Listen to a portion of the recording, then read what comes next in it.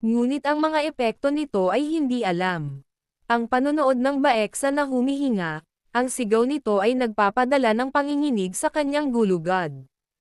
Sa sandaling ito, umalangaw-ngaw ang boses ng sistema. Nakatuklas ka ng mandaragit. Ang predator at ang nagpasimula ng system ay may hindi mapagkakasunduang salungatan na malulutas lamang kapag ang isang panig ay umalis sa laro o namatay.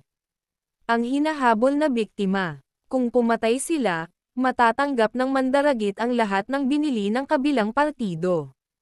Sa kaganapang ito at 30 gantimpala, may tiyak na posibilidad na lumunin ang kakayahan ng kalaban.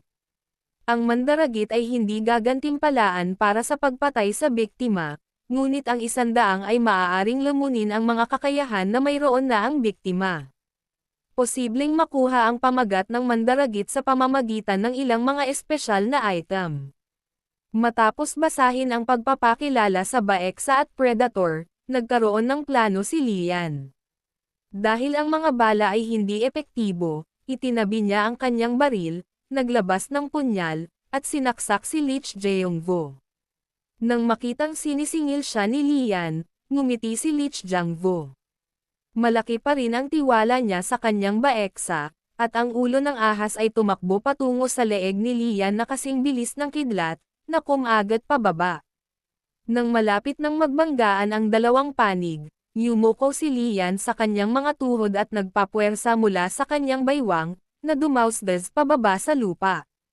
Sa pag-iwas sa pag-atake ng Baeksa, nakita ni Lich Jeongvo si Lian na umaarangkada at nagpaputok ng kanyang baril.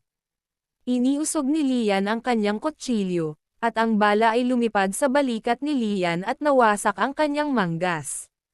Ngunit si Lich Jeongvo ay tinamaan ng dagger sa balikat. Ang kutsilyo ay nakaimbed na 3 sentimetro ang lalim at nakadikit doon. Nang makita ang pagkakataon, tumalon si Lian sa harap ni Lich Jeongvo, na nagbabalak na tapusin siya. Bigla siyang nakaramdam ng malamig na hangin mula sa kanyang likuran, at si Lian ay nasa himpapawid, halos hindi lumingon upang umiwas sa gilid.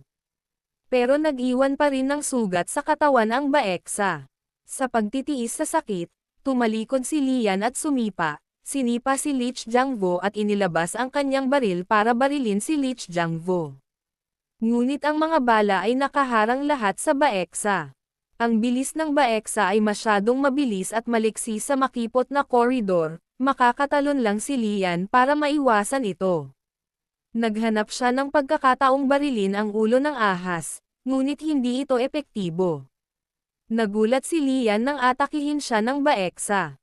Hindi niya nagawang makaiwas at tanging kamay na lamang ang nagamit niya sa paghawak sa ulo ng ahas para harangin ang pag-atake. Ang napakalaking puwersa ay nagtulak kay Lian sa isang maliit na silid sa tabi ng pinto.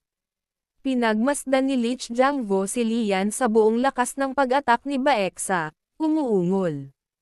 Patay ka sigurado. Samantala, narinig ni Judy ang ingay sa ibaba at mamulong, Lei, si Lian ba ang dumating?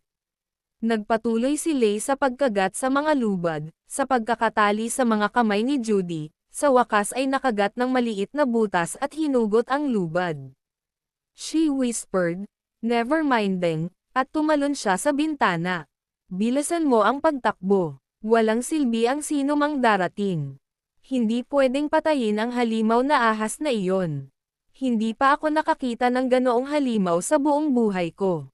Nakakabaliw ang mundong ito. Sa puntong ito, nakalaya na si Judy sa mga lubod at dinampot ang baril sa lupa. Ibinaba ito at sinabing, hindi nito masasaktan ang ahas, ngunit maaari kang masaktan. Sa muling pagtingin sa sugat ni Lei, alam niyang hindi ito ang panahon para sa sentimental. Namumula ang mga mata niya habang sinasabing, ingat ka, tapos tumalon siya sa bintana. Sa wakas ay nagsimula at naging matindi ang labanan sa pagitan ni Lian at Lich Jeongvo. Ang Baeksa ay nakapulupot ng mahigpit sa pintuan, tinatakpan ito, ang mga itim nitong kaliskis na parang umaagos na tubig. Si Lian ay nagpalagay ng isang fighting stance, nanunood si Lich Jeongvo ng maingat. Ang tubo ng tubig sa likod niya ay nabasag sa sandaling ito, na may malamig na tubig na bumubuhos sa kanyang likod. Ngunit tila hindi napansin ni Lian. Biglang sumulpot ang ahas, nakatutok sa kanya ang matatalas na mapuputing ngipin nito. Ibinaba ni Lian ang kanyang kaliwang paa, sinipa ng paalang ang katawan ng ahas, iniwasan ang pagtuklaw habang sabay na tinatapakan ng malakas ang ulo ng ahas gamit ang talampakan nito. Nagulat si Lian dahil sa sobrang hirap nito. Agad siyang lumipat mula sa pagsipa tungo sa pagtapak, tumalon sa ulo ng ahas. Si Lich Jeongwoo, na natatakot na gamitin ni Lian ang kanyang lumang panlilinlang nang hindi nag-iisip, inutusan ang baeksa na umatras upang protektahan siya. Sa sandaling ito, malamig na tiningnan ni Lian ang baeksa, mabilis na nag-analisa. Ang mga ngipin ng ahas ay tila naglalaman ng isang espesyal na lason. Anumang contact dito ay magreresulta sa isang kagat. Ang bilis ng pag-charge nito ay napakabilis, ngunit ang bilis ng pagliko nito ay mahina. Kung mas malayo ito sa amo nito, mas mabagal ang takbo nito. Ang mga mata ng ahas, hindi ang mga ngipin ng ahas. Sa pag-unawa sa pangunahing punto, si Lian ay nagkusa na sumulong. Nahuli si Lich Jeongwoo at wala ng oras para utusan ang baeksa na umatake, ngunit pinoprotektahan pa rin siya nito. Patuloy itong humabol kay Lian. Ginamit ni Lian ang kanyang bilis sa maximum para maiwasan ang baeksa habang nakapikit si Lich Jeongwoo. Nagiging sanhi ng pagkawala ng paningin ni Lich Jeongwoo kay Lian. Pagkatapos ay umihip ang malakas na hangin sa batok niya. Nawala sa paningin ni Lich Jeongwoo si Lian, ngunit nandoon pa rin ang baekso, at sumugod ito para kumagat tulad ng ginawa ni Lian sa ulo. Hindi umatras si Lian, at tumaas ng 3 bahagi ang kanyang masamang aura. Bahagyang umangat ang braso niya at nanginginig ang buo niyang katawan, iniisip sa sarili, ibibigay ko rin sayo. Lumabas ang dila ng ahas at kinagat ang kanang kamay ni Lian bago magsara ang mga panga nito. Inilagay ni Lian ang kanyang kamay sa kanan, pinaliit ang pagkakadikit sa mga ngipin nito. Bumulwak ang dugo, ngunit si Lian ay tila hindi naapektuhan, lumingon siya, ang kanyang kaliwang paa ay nakatapak sa lupa at ang kanyang kanang binti ay tumaas ng mataas, sinipa si Lang Jeongwoo sa ulo. Ang sipa ay tumama kay Lich Jeongwoo, dahilan upang siya ay lumipad palayo sa sakit. Ang baeksa ay tila tinamaan ng kidlat, at ito ay bumagsak sa lupa kasama si Lich Jeongwoo. Hingal na hingal si Lian, puno ng pawis ang kanyang noo. Masyadong delikado ngayon, at ang puso niya ay tumitibok pa rin. Sa sandaling ito, nag-anunsyo ng paalala ang system. Na-activate na ng kabilang partido ang Yellow Scarf Curse. Nakamamatay na nasugatan, maaari nitong pigilan ang sugat na maging fatal on the spot at unti-unting makabawi ng hanggang 30 antas ng paunang pinsala. Ang mga pinsalang humahantong sa kapansanan ay hindi na mababawi sa sandaling ito. Isang lalaking may kulay pilak na puting buhok ang lumitaw sa likod ni Lich Jeongwoo. Ang kanyang kilos ay walang kamatayan, at ang kanyang liwanag ay nagniningning. Si Lich Jeongwoo, na nakatanggap na ng isang nakamamatay na suntok, ay muling tumayo at kinaladkad ang kanyang katawan para tumakbo palabas.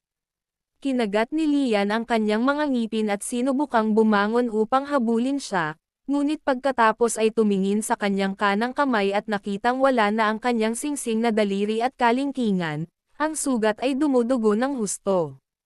Pinunit niya ang kanyang kamiseta para malagyan ng benda ang kanyang kamay. Biglang ngumiti ng malawak si Lian. Umalangaw-ngaw sa buong apartment ang malakas niyang tawa. Lumingon si Lich Jeongwoo at sumigaw sa takot, loko siya. Baliw ang lalaking ito. Tumulo ang dugo sa sahig, at tumakbo si Lich Jeongwoo sa hagdan ng buong bilis. Hindi niya maintindihan kung bakit nawalan siya ng timing. Ang lupain at ang kadahilanan ng tao ay malinaw na lahat ay kalkulado. Ang sistema ay nagpakita na ang lalaki ay isang baguhan lamang. Wala siyang makabuluhang mana maliban sa kanyang martial arts expertise sa level 81. Ang tanging pag-asa niya ngayon ay ang baril ng bodyguard. Itinulak ni Lich Jeongvo ang pinto, tumingin sa paligid, at nakitang nawala si Judy. At lalo siyang nagalit, sinunggaban si Lei at tinanong. Nasaan siya? Nasaan ang iyong amo? Tinitigan siya ni Lei at nginisyan. Nasaan ang nanay mo? Galit na galit si Lich Jeongvo at sinipa ng malakas ang sugat ni Lei, pinulot ang baril sa lupa. Pagkatapos ay kinaladkad ni Lich Jeongvo ang sugatang si Lei sa pintuan. Biglang may humalangaw-ngaw na boses. Bakit ka ba nagmamadaling umalis? Hindi ka ba titira at paglalaroan ako? Nagulat si Lich Jeongvo. Iyon ang boses na hindi niya gustong marinig ngayon. Agad niyang itinaas ang baril kay Lian. Hindi rin mabagal si Lian, at ang kanyang itim na baril ay nakatutok sa kabilang partido. Biglang parang may naintindihan si Lich Jeongvo at nagtanong ng malakas, hindi ka natatakot sa Baeksa, kaya hindi ito ang unang beses mong maranasan ang DMFU event. Ang dami mong kulang. Seryoso ang mukha ni Lian. Ano ang kulang? Mukhang hindi ganoon kadali ang kaganapan sa DMFU. Sa pagtingin sa M1923 pistol sa kamay ni Lich Jeongvo, sinabi ni Lian, ang iyong kaliwang kamay ay hindi sapat upang hawakan ang baril na iyon, palayain mo siya, at pareho nating itatapon ang mga baril natin. Upang maging patas, tulad ng pag-alinlangan ni Lich Jeongvo.